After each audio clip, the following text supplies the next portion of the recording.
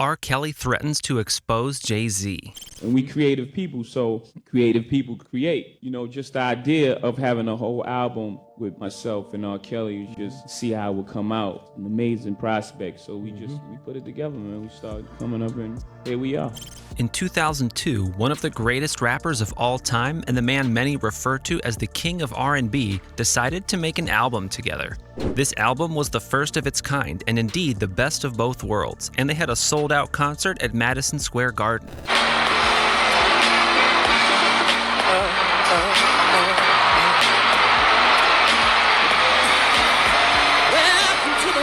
However, at this concert, R. Kelly was pepper sprayed and he was eventually kicked off the tour. This incident turned these two icons into enemies.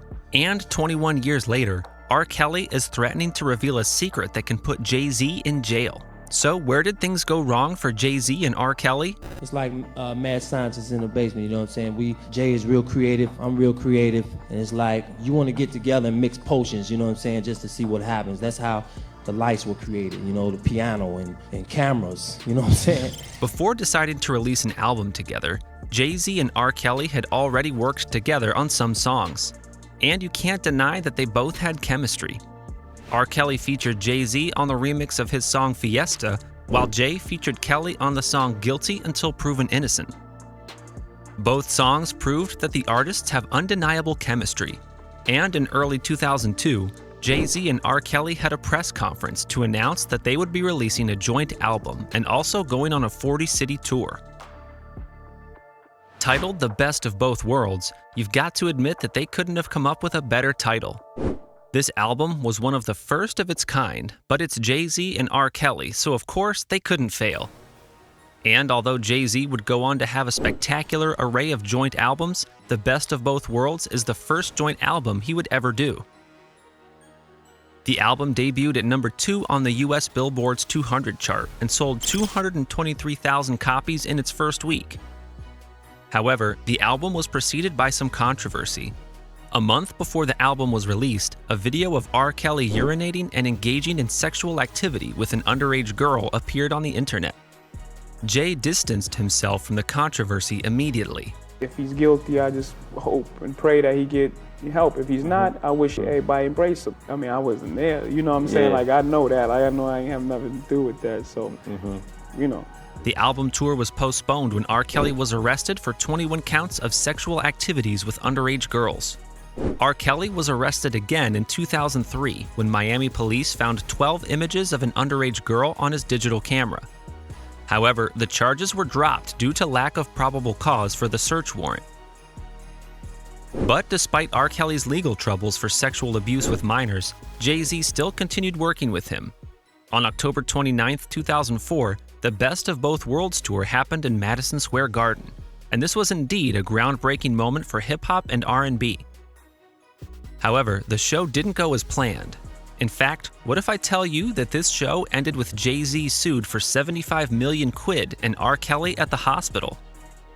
And it was not because he fell off the stage, or that he was attacked by one of the several women he had abused. It was because R. Kelly was pepper sprayed by one of the people who had helped organize the show. Now, stick with me.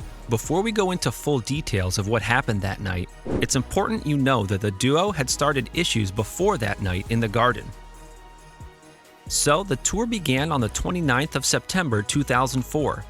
This first show took place in Kelly's hometown, Chicago, and it was from this night that all the drama began. R. Kelly finishes the show complaining that he believes Jay-Z's crew were trying to ruin his lighting setup. So, on the second night, R. Kelly decided to be late for the next show by just 2 hours. And on October 17th, Jay decided to leave the concert early because he claimed to have a family emergency. Well, this emergency led to him showing up at Usher's birthday party on the same night. The Best of Both Worlds tour was so chaotic that they had to cancel shows in Hartford and Milwaukee. Still, this didn't stop Jay and Kelly from dropping their second joint album, Unfinished Business, on the 26th of October 2004. And 3 days later, R. Kelly and Jay-Z's next performance was at Madison Square Garden. Before the show started, R. Kelly stated that he had received a call from an unknown person who had threatened to kill him. But 45 minutes into R. Kelly's set, something bizarre happens. R. Kelly told the audience that two men in the crowd were flashing guns at him, so he dropped the mic and walked off the stage. But Jay-Z came on stage and started thrilling the audience and told them there were no guns in the arena. The security team also did a sweep of the garden and found no guns either. R. Kelly decided to finally return to the stage. Although many of the eyewitnesses claimed that R. Kelly only returned to stage because he was jealous of the love Jay-Z was getting from the fans. As Kelly and his team security climbed the stairs to get on stage, R. Kelly and two of his men were pepper sprayed by a member of Jay's entourage known as Ty Ty.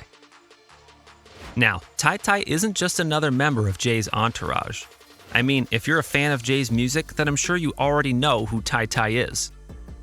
Jay-Z has mentioned his name on numerous songs, on countless albums, and this is because Ty Ty is one of Jay's childhood friends, one of his day one homies. Ty Ty jumped over niggas, he like 5'6", got the heart of a giant. R. Kelly was rushed to the hospital while Jay finished the performance with the likes of Usher, Mary J. Blige, and T.I. But it was from this point that Kelly and Jay will go from collaborators to lifelong enemies. R. Kelly was banned from Madison Square Garden and kicked off the tour. The tour was renamed Jay-Z and Friends. And on the 1st of November 2004, R. Kelly sued Jay-Z for $75 million. Jay-Z countersued, but his case was dismissed and the lawsuit was eventually settled out of court. But their story doesn't end here. From here on, R. Kelly's career went on to release several albums, and he is one of the best-selling artists of all time. But I'm sure you know his career eventually goes down the drain as he was found guilty of several child sex abuse charges. And one documentary that did a good job of exposing who R. Kelly is, Surviving R. Kelly. However, since R. Kelly has recently threatened to expose Jay-Z, there have been speculations about this documentary. And this is because of the documentary's executive producer, Dream Hampton. Dream has always had a unique relationship with Jay-Z. Before Dream would ever work on Surviving R. Kelly, she already co-wrote Jay-Z's 2010 memoir, Decoded. And according to Dream herself, Jay-Z has supported her financially on different occasions.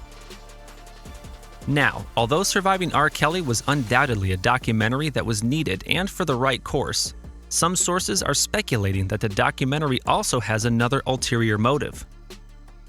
There are some rumors that Jay-Z might have been one of the sponsors of the documentary.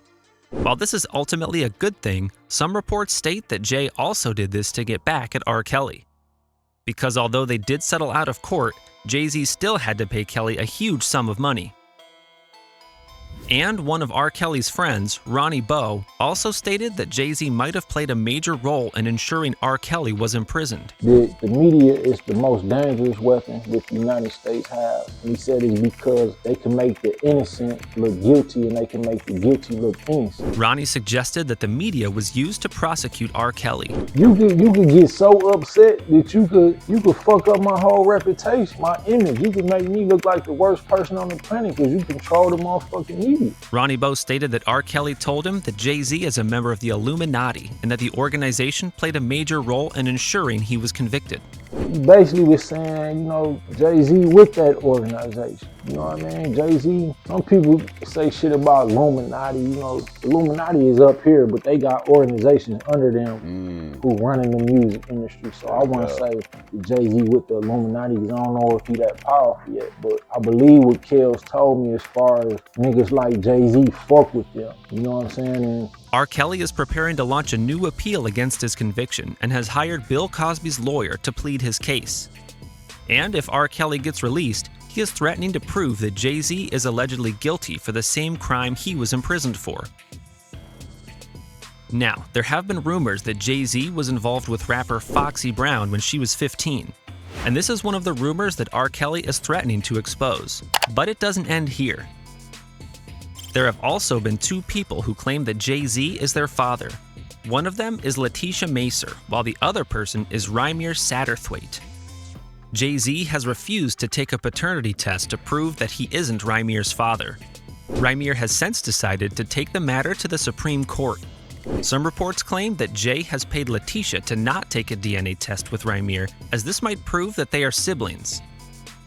If Rymir and Letitia are siblings, then Jay-Z might be going away for a long time. This would prove responsible for the same crime as R. Kelly, because Rymir claims that his mother and Jay got together when she was 16 while Jay was 22. This means his mother was underage, and Jay-Z is allegedly guilty for what R. Kelly was imprisoned for.